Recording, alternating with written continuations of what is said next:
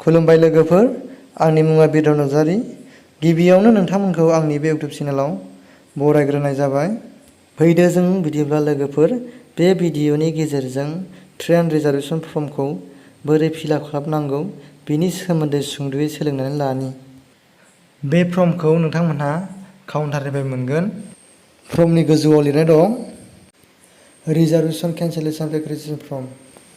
मानोना जों बे फर्म गांसेजोंनो रिजार्भेशनबो खालामनो हायो आरो केन्सेलबो खालामनो हायो। दे जों रिजार्भेशननि फर्म फिलआप खालामनो सोलोंनि।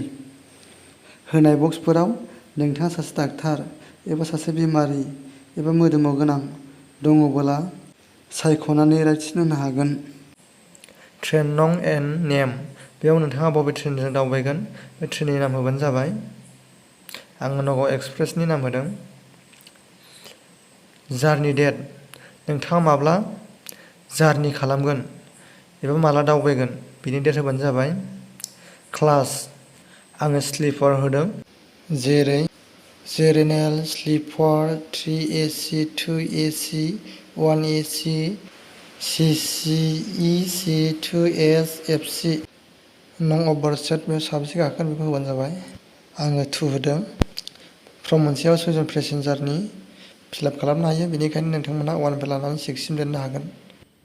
फ्रम स्टेसन, नों बबे जायगायाव गाखोगोन बेखौ होबानो जाबाय। 2 स्टेसन, नों बबे जायगायाव ओंखारगोन बेखौ होबानो जाबाय। आङो फ्रम स्टेसनाव निउ बङाइगाव होदों आरो 2 स्टेसनाव क'क्राझार होदों। बर्डिं नेट, बेयावबो नों बबे जायगायाव गाखोगोन बेनि मुंखौ होबानो जाबाय। रिजार्भेशन आप टु, बेयावबो नों ओंखारगोन जायगानि मुंखौ होबानो जाबाय। मबाइल नङाव गावनि मबाइल नाम्बारखौ होना लाबानो जाबाय। टिकेटआ कनफार्म जायोब्ला मबाइल नाम्बाराव SMS फैगोन।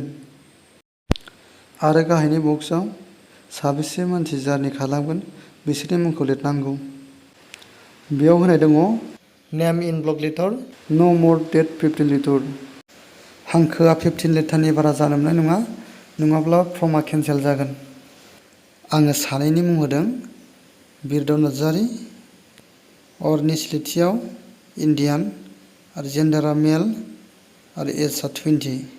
आरो सासेनिया अनजिमा नार्जारि, नेसनेलिटिया इन्डियान, जेन्डारा मेल, एजआ 18। Children below' 5 years, for whom ticket is not to be issued. 5 बोसोरनि उन्दैसिन मानसिया टिकेट मोना, बेनिखायनो नोंथाङा 5 बोसोरनि उन्दैसिन मानसि जार्नि खालामफायोब्ला दावबायफागोनबा गाहायनि बक्सआव मुंखौ लिरनानै होबानो जाबाय।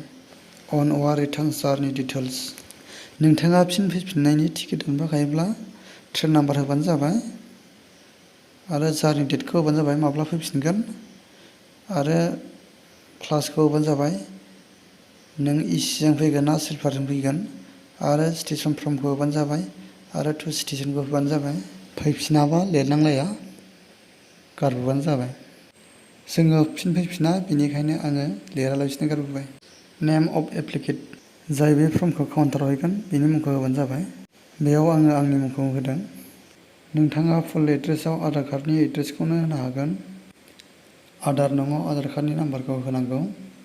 टेलिफन नं, मबाइल नङाव नोंथाङा गावनि मबाइल नाम्बारखौ होफिनबानो जाबाय। टाइमखौ होआबाबो जायो, होनांलाया।